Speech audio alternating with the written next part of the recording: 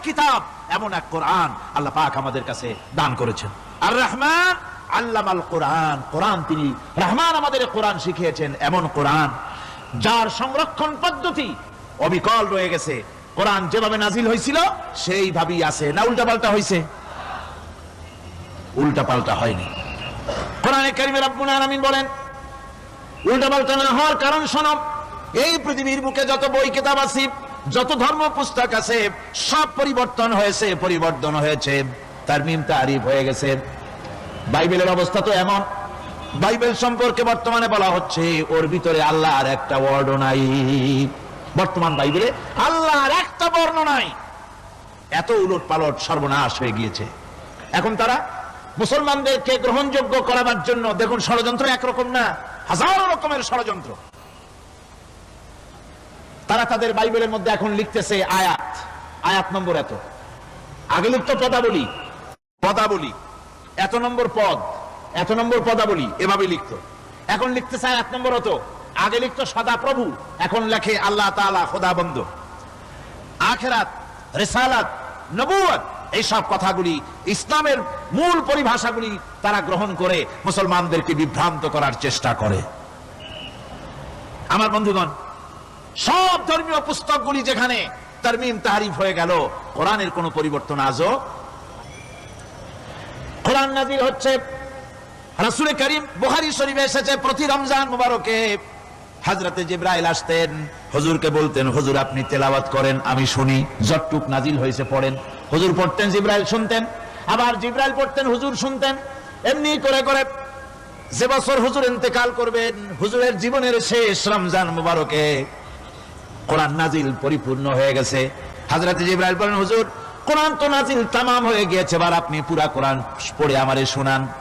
হযরতে রাসূল পুরাটা পড়ে 30 পারা পড়ে শোনায় দিলেন, জিবরাইল শুনলেন।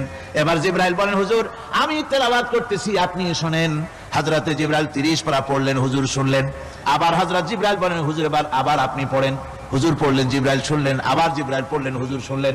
তার মানে হলো হুজুর যে বছর ইন্তেকাল করলেন ওই বছরের রমজান মুবারকে হযরত জিবরাইল 2 বার পড়েছেন, হুজুর শুনেছেন, আর হুজুর 2 বার পড়েছেন, জিবরাইল শুনেছেন, যাতে করে একটা জের জবর, একটা আয়াত, একটা সেমিকোলন যেন বাদ না পড়ে যায়। কোরআন কারীম মুখস্থ করার জন্য আল্লাহ রাব্বুল আলামিন এটাকে স্থায়ী করার জন্য বাধ্যতামূলক করেছেন, নামাজের ভিতরে তেলাওয়াত করতে হবে। মানুষ নামাজের মধ্যে তেলাওয়াত করে সওয়াবের জন্য, সকালে পড়ে বিকালে পড়ে, অর্থ সহকারে বুঝে পড়ে, রাত্রে পড়ে দিনে পড়ে। পৃথিবীতে এমন একটা মুহূর্ত নাই যখন কোরআনে কারীম তেলাওয়াত হয় না, জোরে কোন সুবহানাল্লাহ। মানুষ এটাকে তেলাওয়াত করতেছে, মুখস্থ করতেছে। এই কোরআন শরীফের ভিতরে রয়েছে সবকিছু। এর মধ্যে রয়েছে ইতিহাস, এর মধ্যে আছে বিজ্ঞান, এর ভিতরে রয়েছে দর্শন, ভূতত্ত্ব, উদ্ভিদতত্ত্ব, নৃতত্ত্ব, খতত্ত্ব, জ্যোতির্বিজ্ঞান। এর ভিতরে রয়েছে মানুষের পারিবারিক নীতি, সামাজিক নীতি, চুক্তি নীতি, বন্ধু নীতি, যুদ্ধ নীতি, মানুষের যা প্রয়োজন সবকিছু এই কোরআনে কারীমের মধ্যে আল্লাহ পাক সন্নিবেশিত করে দিয়েছেন। জোরে কোন সুবহানাল্লাহি ওয়া বিহামদিহি। আমার ভাইয়েরা, কোরআন এর পরিচয়ের কথা বলতেছিলাম। আল্লাহ পাক কি কোরআন আমাদের শিখালেন, কোন কোরআন আমাদের শিখিয়েছেন, সেই কোরআনের পরিচিতি আপনাদের সামনে আমি তুলে ধরতেছি। আমি নিজে না, এবার কোরআন তার পরিচয় নিজেই দেবে। কেউ যদি কোরআনের কাছে জিজ্ঞাসা করে কোরআন তুমি কোথা থেকে নাজিল হয়েছ, কে তোমাকে নাজিল করেছে, এই প্রশ্ন যদি কেউ কোরআনের কাছে করে, কোরআন নিজেই তার জবাব দিতে পারে কিনা? কোরআন নিজেই বলে তানজিলাম মিম্মান খালাকাল আরদা ওয়াস সামাওয়াতিল উলা। এই কোরআন নাজিল করেছেন তিনি, যিনি ওই সুউচ্চ আকাশ আর জমিনকে যিনি সৃষ্টি করেছেন, সেই আল্লাহ আমারে নাজিল করেছেন। কোরআনের কাছে কেউ যদি প্রশ্ন করে ও কোরআন এই পৃথিবীতে নাজিল হওয়ার আগে তুমি কোথায় ছিলে, কেউ যদি প্রশ্ন করে, কোরআনে কারীম নিজে নিজের পরিচয় শোনায়, আমি কোথায় ছিলাম শোনো।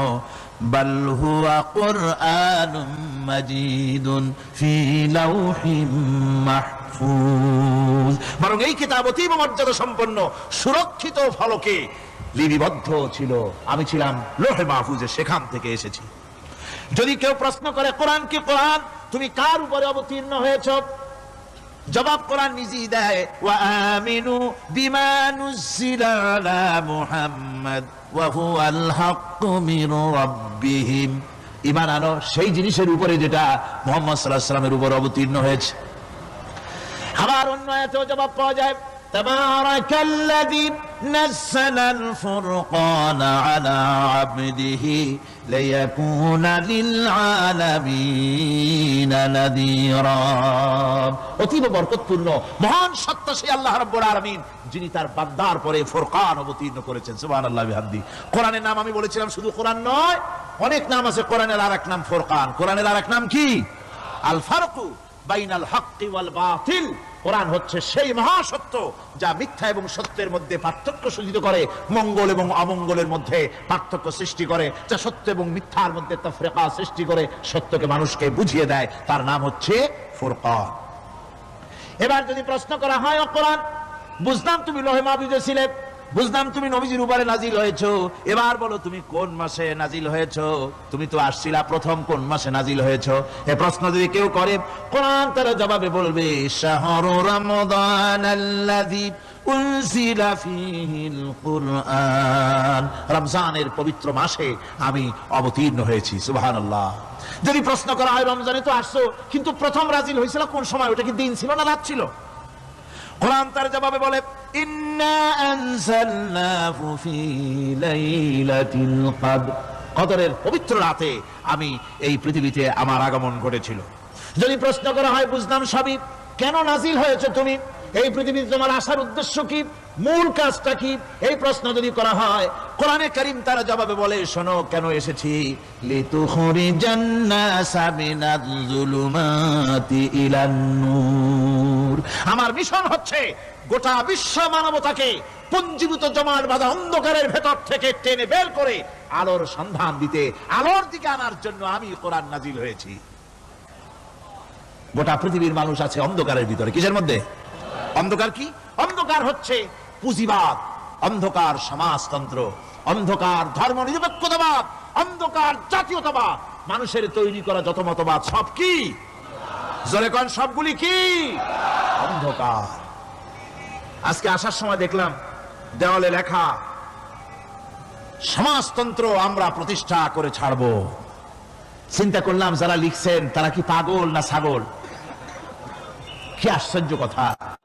যেই মতবাদ পৃথিবীর মাটি থেকে যে জন্মগ্রহণ করেছে, এই মতবাদ সেই দেশের লোকেরা তাদের দেশ থেকে বিদায় করে দিল, তাদের কাছ থেকে তোলাল হাতি বিদায় করে দিল, ছিন্ন ভিন্ন করে জুতার তলে শেষ করে দিল।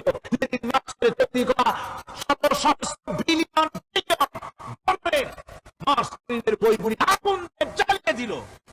আর বাংলাদেশের কিছু ছাগল সমাজতন্ত্র এখন টিকায় রাখবো। এটা মাথা খারাপ, পাগল না মাথা গোল বুঝতে পারছি না। আমার বন্ধুগণ, এগুলি সব অন্ধকার। এই অন্ধকারের ভেতর থেকে মানুষগুলিকে টেনে আনবে কোরআন কিসের দিকে? আলোর দিকে। এবার যদি প্রশ্ন করা হয়, বুঝলাম তুমি অন্ধকার থেকে আলোর দিকে নিয়ে আসবে, আলোর দিকে আসলে পরে ফায়দাটা কি হবে? মূল ফায়দাটা বুঝায় দাও, আসল ফায়দা কি হবে তোমারে যদি মানি?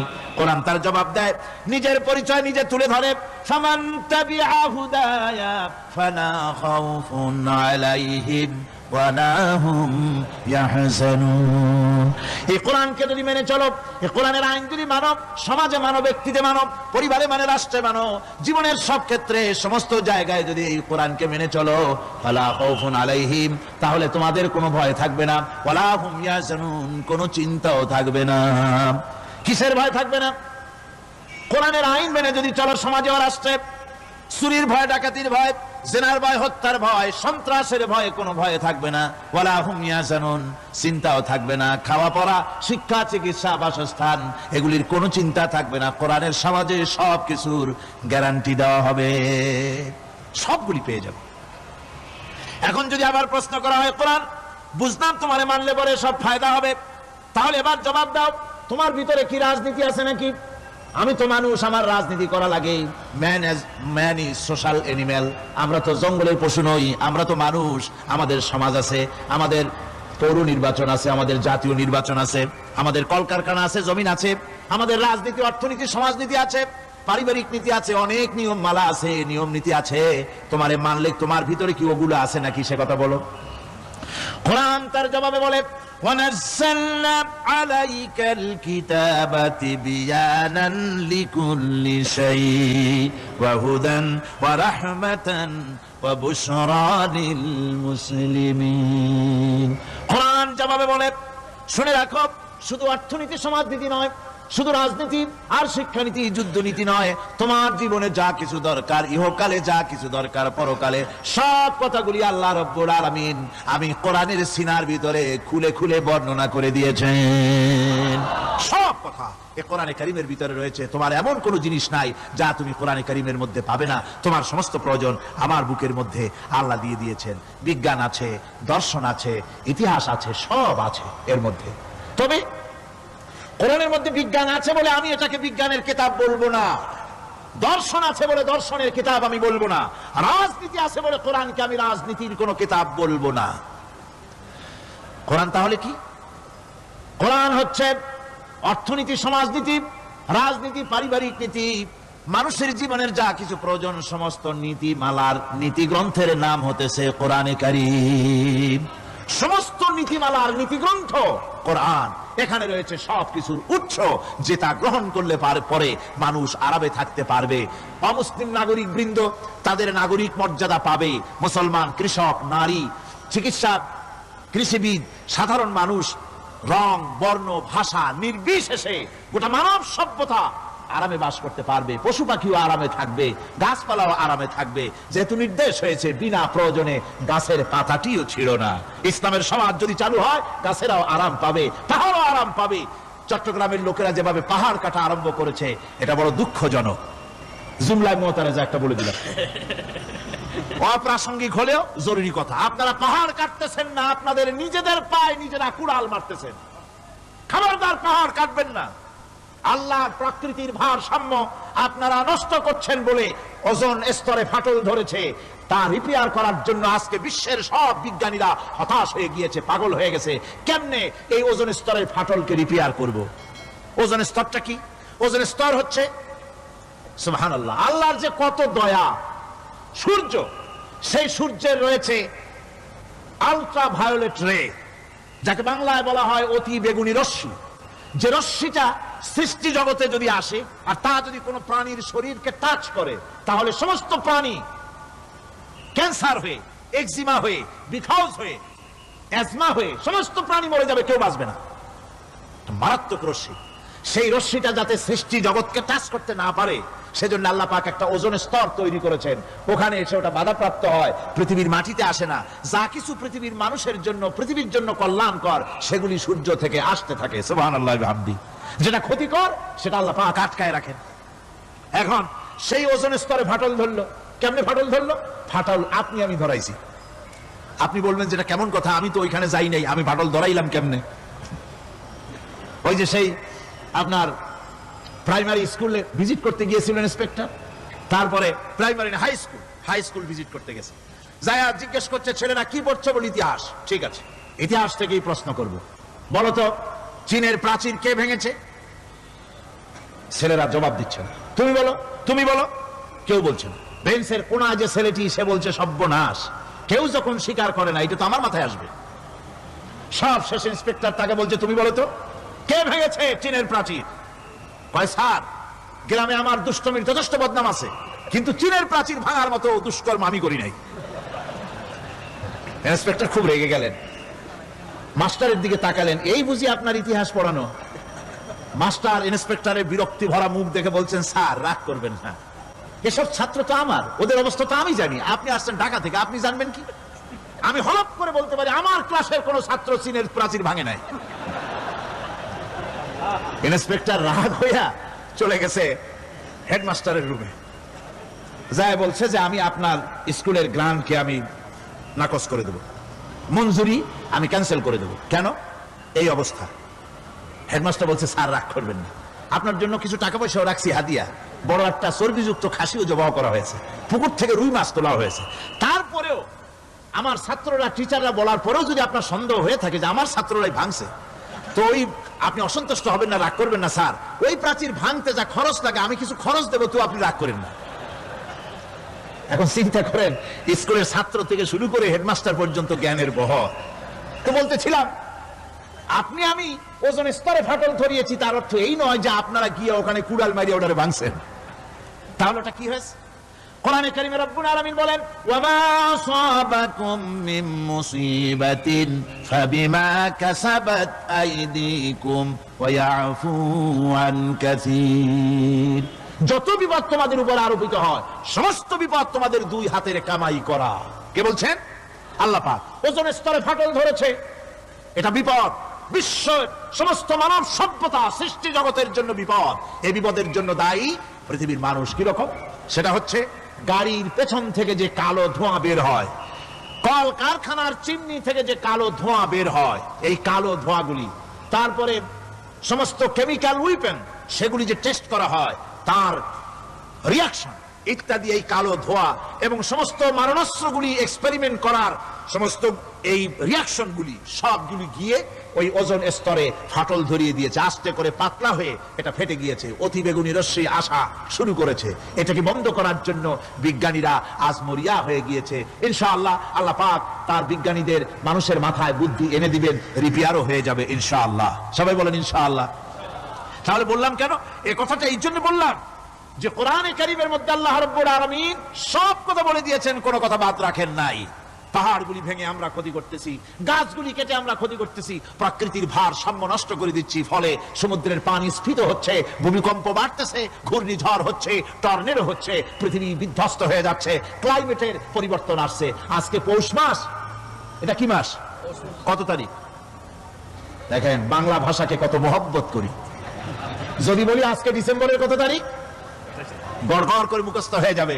বাংলারে খুব ভালোবাসি, মাসটার তারিখ বলতে পারলাম না, দুঃখিত। এই হলো আমাদের ভালোবাসা। আজকে পৌষ মাসের অর্ধেক শেষ হয়ে যাচ্ছে, অথচ মনে হচ্ছে শীত যেন তার শ্বশুর বাড়ি বেড়াতে গেছে। এই যে অবস্থা, এই অবস্থা শুধু বাংলাদেশে নয়, গোটা পৃথিবীতে ক্লাইমেটের একটা বিরাট পরিবর্তন আসতেছে, একটা বড় রকমের পরিবর্তন আসতেছে। এর কারণ হচ্ছে এই পৃথিবীর মানুষেরা নিজেরাই প্রকৃতির ভারসাম্যকে নষ্ট করে দিয়েছে। এই ভারসাম্য নষ্ট হওয়ার কারণে আবহাওয়ার পরিবর্তন হচ্ছে, সামুদ্রিক জলোচ্ছ্বাস বাড়তেছে, ভূমিকম্প, আগ্নেয়গিরি ইত্যাদি হচ্ছে এবং পৃথিবীর মানুষ বিধ্বস্ত হচ্ছে। বলতেছিলাম এই কোরআনে কারীমের মধ্যে আল্লাহ পাক সব কথা বলে রেখেছেন। যদি জানতাম, বুঝতাম, তাহলে এই অবস্থার সৃষ্টি হতো না। এটা বিজ্ঞানের বই নয়, রাজনীতির বই নয়, সমাজনীতির বই নয়, বরং সমস্ত নীতিমালার উচ্চ, জ্ঞানের উচ্চ হচ্ছে আল কোরআন। জ্ঞানের উচ্চ কি? আরো জোরে বলেন, জ্ঞানের উচ্চ কি? আল কোরআন। পবিত্র কোরআনে এমন এমন ঘটনা আল্লাহ পাক বলেছেন যা ষষ্ঠ শতাব্দীর দুনিয়া এ সম্পর্কে কিছুই জানতো না। অবশ্য কিছু কিছু ঘটনা ইহুদিদের কিতাবে অতিরঞ্জিত আকার এবং বিকৃত অবস্থায় এসেছে, কিন্তু কোরআনে কারীম দুনিয়ার মানুষকে আদম সৃষ্টি, নূহের বন্যা, তারপরে মুসা আলাইহিস সালাম ফেরাউনের ঘটনা, ইব্রাহিম আলাইহিস সালামের নমরুদের ঘটনা এবং ইউসুফ আলাইহিস সালামের কাহিনী সবগুলিকে সুন্দর করে কোরআন শরীফ উপস্থাপনা করেছে রাসূলের মাধ্যমে, যা পৃথিবীর ইতিহাসে কেউ জানতো না। সেগুলি আল্লাহ পাক জানাইছেন। কিভাবে? কোরআনে কারীম বলছে, তিলকা মিন আম্বাইল গায়বি নূহিহা ইলাইকা মা কুনতা তা'লামুহা আনতা ওয়ালা কওমুকা মিন ক্বাবলি হাদা। এ হলো সব অজ্ঞাত ঘটনা। সমস্ত ঘটনাগুলি আল্লাহ পাক তার হাবিবকে শুনিয়ে বলে দিলেন, সব অজ্ঞাত ঘটনা যা তুমি জানতে না, তোমার কোনো জানা ছিল না, আমি ওহীর মাধ্যমে তোমাকে সব জানাইছি। ইউসুফ আলাইহিস সালামকে যখন তার ভাইয়েরা কুয়ার মধ্যে ফেলে দিতেছিল তখন তুমি উপস্থিত ছিলে না, এই ঘটনা ওহীর মাধ্যমে আমি জানালাম। মুসা আলাইহিস সালামকে যখন ফেরাউন দরিয়ার ভিতরে ফেলে দিল, সেই সময় তুমি সিনাই পর্বতের পাশে দাঁড়িয়ে সব দৃশ্য লক্ষ্য করনি, অথচ আমি ওহীর মাধ্যমে সব তোমাকে খুলে খুলে বলে দিয়েছি। আল্লাহ পাক সমস্ত ঘটনাগুলিকে বলে বলে কোরআন শরীফের মধ্যে সব সাজিয়ে দিলেন, বলে দিলেন। তিনি বললেন, ওয়ামা কুনতা বিজানিবিল গারবি ইয কাদাইনা ইলা মুসাল আমরা ওয়ামা কুনতা মিনাশ শাহিদিন। ফিরআউন যে মুসার সঙ্গে যে ব্যবহারটা করলো, এ সময় সেখানে তুমি উপস্থিত ছিলে না, আমি ওহীর মাধ্যমে তোমাকে তা জানিয়েছি। কাযালিকা নাকুসসু আলাইকা মিন আনবাই মা ক্বাদ সাবাকা ওয়া ক্বাদ আতাইনাকা মিন লাদুন্না যিকরা।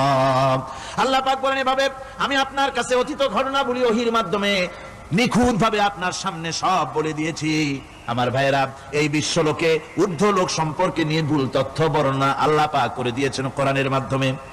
1665 খ্রিস্টাব্দে স্যার আইজাক নিউটন তিনি আবিষ্কার করলেন মাধ্যাকর্ষণ শক্তিকে।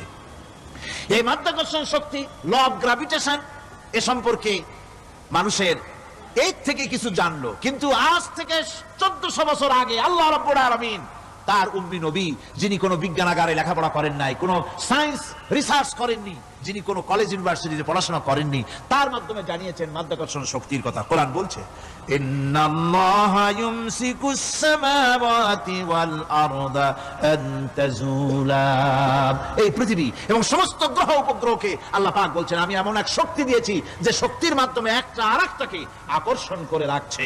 এই পৃথিবীতে মাধ্যাকর্ষণ শক্তি শুধু পৃথিবীর নাই, সূর্যের আছে, মঙ্গলের আছে, নেপচুনের আছে, ইউরেনাসের আছে, বৃহস্পতির আছে। প্রত্যেকটি গ্রহের আলাদা আলাদা মাধ্যাকর্ষণ শক্তি আছে, আর এই শক্তির বলে একটা আরেকটাকে টেনে ধরছে যাতে করে বিচ্ছিন্ন হয়ে না যায়, যাতে করে ধ্বংসপ্রাপ্ত না হয়। এগুলি আল্লাহ পাক এই তত্ত্বগুলি কোরআনে কারীমের মধ্যে বলেছেন। ফলে মরিস বুকাইলির মতো লোক, যিনি ফরাসি দার্শনিক, তিনি বলেছেন দুনিয়ার সমস্ত বিজ্ঞানীদের থিওরি হচ্ছে এই যে বিজ্ঞানের কোনো থিওরি ফাইনাল নয়।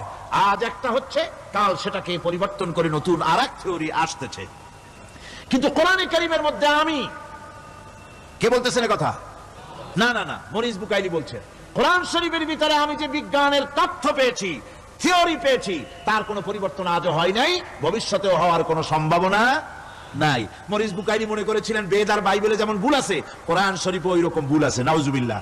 সেই জন্য তিনি আরবি শিখলেন কোরআন বোঝার জন্য, ভুল ধরার জন্য। কোরআন শিখলেন কি জন্য? ভুল ধরার জন্য। আর এমন শেখা শিখছেন, ওই আরবি শিক্ষা মানে আমাদের দেশের লোকদের মতো আনাকুম জানাকুম শেখে নাই, ভালো করেই শিখছে, ভালো করেই মুখস্থ করেছেন, তার ভালো করে আরবি শিখেছেন, তারপরে কোরআন শরীফ পড়েছেন, তারপরে তিনি এ কোরআন পড়ে তেলাওয়াত করে বুঝে এরপরে তিনি বই লিখেছেন the Bible, the Quran and science.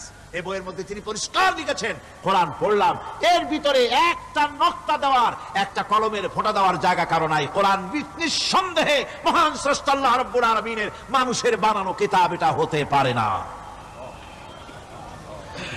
সুতরাং কোরআন শরীফের মধ্যে আল্লাহ পাক সব কথা বলে দিয়েছেন।